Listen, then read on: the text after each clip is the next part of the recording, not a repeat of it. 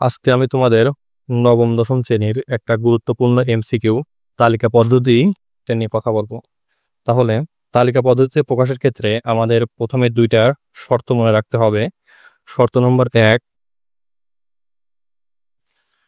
শর্ত নম্বর হচ্ছে 1,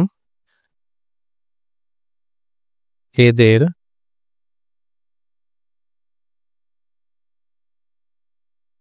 মানগুলোকে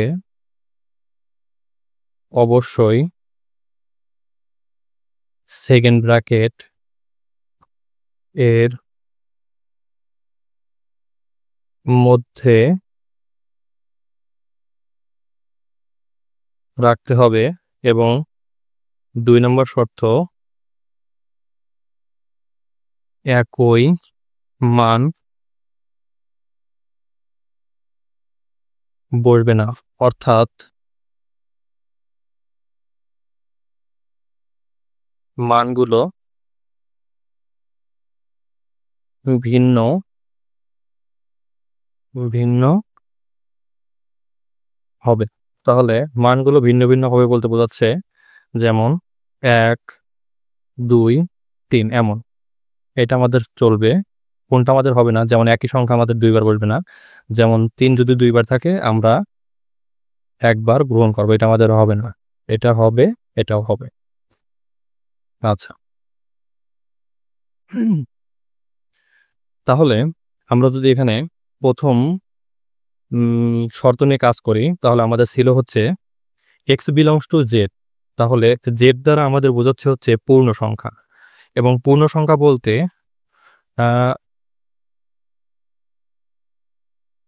মাইনাস হতে প্লাস পর্যন্ত যত সংখ্যা আছে, যেমন -n থেকে +n পর্যন্ত, এবং শূন্য সহ, তার মানে শূন্য সহ -n থেকে +n পর্যন্ত যত সংখ্যা আছে এদেরকে আমরা পূর্ণ সংখ্যা বলবো।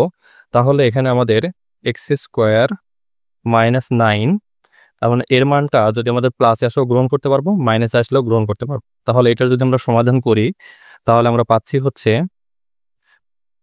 x² = 9, বা আমরা পাচ্ছি হচ্ছে x = তাহলে প্লাস স্কোয়ারটা ওই পাশে গেলে আমাদের +-√9 হবে।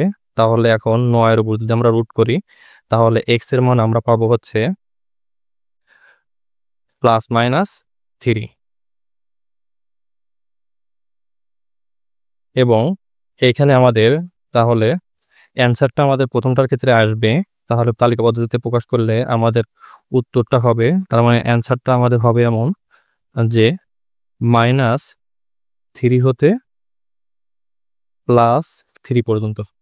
এবং দ্বিতীয় যে শর্তটা আমাদের ছিল, দ্বিতীয় শর্তটা ছিল, আমি সাইডে একটু করে দিতে পারবো, তোমরা ভালোভাবে বুঝতে পারো, ছিল হচ্ছে আমাদের x² + 6x + 9 = 0। তাহলে এইখানে যদি আমরা এদেরকে মিডিল টার্ম করি, তাহলে আমরা পাবো হচ্ছে x², 9 এর আমাদের বানাতে হবে 6, 3 3 9, তার মানে 3 × 3 = 9, তার মানে আমরা পাবো হচ্ছে 3x +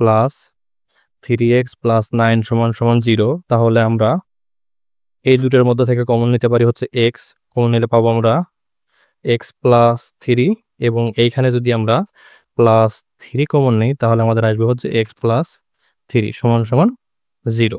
আচ্ছা, একটু বুঝে নিও তোমরা এখানে। তাহলে এখানে আমরা পাবো হচ্ছে x + 3, এখানে আমাদের আসবে হচ্ছে x + 3 = 0। তাহলে আমরা এখানে x এর মান আমরা পাবো হচ্ছে, দুইটাই পাবো হচ্ছে -3 আর -3। তাহলে কথা হচ্ছে এখানে আমাদের অ্যান্সারটা কি দুইটা -3 হবে নাকি একটা -3 হবে? আমি তোমাদের বলছিলাম যে মানগুলো ভিন্ন ভিন্ন হবে, তার মানে -3 আমরা দুইবার নিতে পারবো না। তাহলে এটার ক্ষেত্রে আমাদের অ্যান্সারটা এমন হবে। তাহলে অ্যান্সারের প্রথম শর্ত ছিল আমাদের এটা সেকেন্ড ব্র্যাকেটের মধ্যে হবে, এবং একই মান দুইবার হবে না, তার মানে -3 একবার নিলেই আমাদের অ্যান্সার হবে। আশা করি তোমরা বুঝতে পারছো। বাকিগুলো এই দুইটা শর্ত অনুযায়ী করে দিবে, তাহলে তোমাদের আর কোনো প্রবলেম হবে না। এবং অবশ্যই খেয়াল রাখবে এখানে সেকেন্ড ব্র্যাকেট হবে, ফার্স্ট ব্র্যাকেটও না, থার্ড ব্র্যাকেটও না, সেকেন্ড ব্র্যাকেট, এবং মানগুলো অবশ্যই একটা হবে। এবং তোমাদের যদি সেট এবং ফাংশনের যদি কোনো এমসিকিউতে প্রবলেম থাকে, তাহলে তুমি আমাকে কমেন্ট করে জানাতে পারো, আমি অবশ্যই সেটা সমাধান করে তোমাদের জানিয়ে দিব।